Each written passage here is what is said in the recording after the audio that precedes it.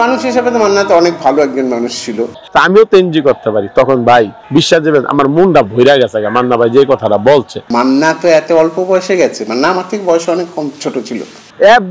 এফডিসির বাইরে মানুষ আর মানুষ ভাই, মানুষের মাথা মানুষে খায় ভাই, বিশ্বাস দেবেন এত মানুষ এত জনপ্রিয়তা মান্না ভাইয়ের ছিল, এটা হয়তো ও নিজে জানতো না কত জনপ্রিয় ছিল।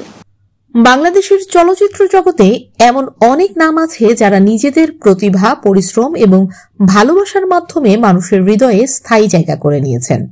তেমনি একজন মহান শিল্পী ছিলেন চিত্রনায়ক মান্না। একাধারে তিনি ছিলেন সাহসী, দৃঢ় এবং দর্শকদের ভালোবাসায় ভাসা এক তারকা। তার জীবনের প্রতিটি অধ্যায়ে ছিল সংগ্রাম, সাফল্য এবং বাংলার মানুষের প্রতি গভীর এক ভালোবাসার গল্প। চলচ্চিত্রে গণমানুষের কথা বলে মানুষের নায়ক আখ্যা পেয়েছিলেন। মান্নার জন্ম টাঙ্গাইল জেলার কালিহাতী উপজেলার এলেঙ্গায় 1964 সালের 14 এপ্রিল। তার আসল নাম ছিল SM আসলাম তালুকদার। মধ্যবিত্ত পরিবারে জন্ম নেওয়া মান্না ছোটবেলা থেকেই ছিলেন শিল্পমনা। তাই উচ্চ মাধ্যমিক পরীক্ষায় পাশ করার পর ঢাকা কলেজে পড়াকালীন 1984 সালে এফডিসির নতুন মুখের সন্ধানে কার্যক্রমের মাধ্যমে তিনি চলচ্চিত্র জগতে পা রাখেন। এই সুযোগটি তার জীবন পরিবর্তন করে দেয়। তবে তার শুরুটা সহজ ছিল না। প্রথম দিকের চলচ্চিত্রগুলোতে তিনি তেমন জনপ্রিয়তা পাননি। মান্না প্রকৃত অর্থে জনপ্রিয়তা লাভ করেন 1990-এর দশকে। তিনি একের পর এক বাণিজ্যিকভাবে সফল চলচ্চিত্রে অভিনয় করে দর্শকদের মনে জায়গা করে নেন। তার অসাধারণ অভিনয় দক্ষতা, মিষ্টি হাসি এবং চরিত্রে ডুবে যাওয়ার ক্ষমতা তাকে অন্যদের থেকে আলাদা করেছিল। তিনি সাধারণত সাহসী এবং প্রতিবাদী চরিত্রে অভিনয় করতেন, যা বাংলার মানুষের মনে বিশেষভাবে দাগ কাটে। মান্নার অবদান এবং তার প্রতি মানুষের ভালোবাসা ছিল অসীম।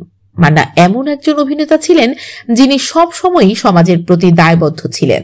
তার চলচ্চিত্রগুলো শুধু বিনোদন নয়, সমাজের বাস্তব চিত্র তুলে ধরার মাধ্যম হিসেবেও কাজ করত। সাধারণত মানুষের সুখ, দুঃখ, আশা, নিরাশা তার চলচ্চিত্রে ফুটে উঠত। মান্না অভিনীত প্রথম সিনেমা তওবা হলেও তার প্রথম মুক্তিপ্রাপ্ত সিনেমার নাম পাগলি। তবে দর্শক নজরে পড়েন 1991 সালে মোস্তফা আনোয়ার পরিচালিত কাশেম মালার প্রেম সিনেমাতে অভিনয়ের মধ্য দিয়ে। এরপরই ধীরে ধীরে চলচ্চিত্রে একটি শক্ত অবস্থান গড়ে তোলেন তিনি। কাজী হায়াৎ পরিচালিত দাঙ্গা ও ত্রাস সিনেমাতে দুর্দান্ত অভিনয় করে মান্না হয়ে ওঠেন পরিচালক প্রযোজকদের ভরসার নাম।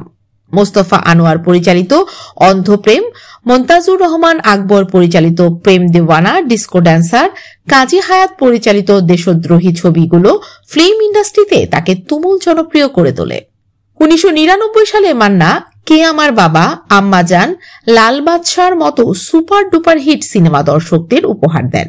মৃত্যুর আগ পর্যন্ত 3.5 শতাধিক সিনেমায় অভিনয় করেছিলেন জনপ্রিয় এই সুপারস্টার। অভিনেতা হিসেবে সাফল্য পাওয়ার পর মান্না নিজে প্রযোজক হয়ে কৃতাঞ্জলি কথাচিত্র থেকে একাধিক সুপারহিট ছবি প্রযোজনা করেছিলেন। সিনেমাগুলো হলো লুটতরাজ, লাল বাদশা, আমি জেল থেকে বলছি, স্বামী স্ত্রীর যুদ্ধ, দুই বধূ এক স্বামী, মনের সাথে যুদ্ধ, মান্না ভাই ও পিতামাতার আমানত। 2008 সালের 17 ফেব্রুয়ারি মাত্র 44 বছর বয়সে মান্না হৃদরোগে আক্রান্ত হয়ে মারা যান। তার এই অকাল প্রয়াণ বাংলা চলচ্চিত্র জগতের এক অপূরণীয় ক্ষতি হিসেবে বিবেচিত হয়। তিনি যখন মারা যান তখনও তিনি বাংলা চলচ্চিত্রের শীর্ষ অভিনেতা হিসেবে কাজ করছিলেন। মান্নার মৃত্যু তার ভক্তদের শোকস্তব্ধ করেছিল। তার প্রতি মানুষের ভালোবাসা এতটাই গভীর যে মৃত্যুর এত বছর পরেও তাকে শ্রদ্ধার সঙ্গে স্মরণ করা হয়। টাঙ্গাইলে তার সমাধিস্থল আজও ভক্তদের জন্য একটি পবিত্র স্থান। অভিনেতা হিসেবে একবার জাতীয় চলচ্চিত্র পুরস্কার, 3 বার মেরিল প্রথম আলো পুরস্কার, 5 বার বাসাস পুরস্কার সহ বিভিন্ন সম্মাননা পেয়েছেন মান্না। 2017 সালে নায়ক মান্নার স্মরণে তার এক অন্ধ ভক্তের কাহিনী নিয়ে নির্মাতা মালেক আফসারী অন্তর্জালা নামক একটি চলচ্চিত্র নির্মাণ করেন। বিএফডিসিতে মান্না ডিজিটাল কমপ্লেক্স নামে একটি ভবনের নামকরণ করা হয়। এছাড়াও তার স্মৃতি স্মরণে বাংলাদেশ চলচ্চিত্র উন্নয়ন কর্পোরেশন নিয়মিত মান্না উৎসব আয়োজন করে থাকে। চিত্রনায়ক মান্না শুধু একজন অভিনেতা ছিলেন না, তিনি ছিলেন মানুষের আবেগের সঙ্গে জড়ানো এক নাম। তার প্রতিটি চলচ্চিত্রই ছিল এক একটি সামাজিক বার্তা যা দর্শকদের অনুপ্রাণিত করত। তার সাহসী, সংগ্রামী এবং মানবিক চরিত্রগুলো দর্শকদের মনে আজও জীবন্ত। বাংলা চলচ্চিত্রের ইতিহাসে মান্নার নাম চিরকাল স্বর্ণাক্ষরে লেখা থাকবে। তার অভিনীত চরিত্রগুলো যেমন বাংলার মানুষের হৃদয়ে বেঁচে থাকবে, তেমনি তার জীবনের গল্পও অনেকের অনুপ্রেরণা হিসেবে কাজ করবে।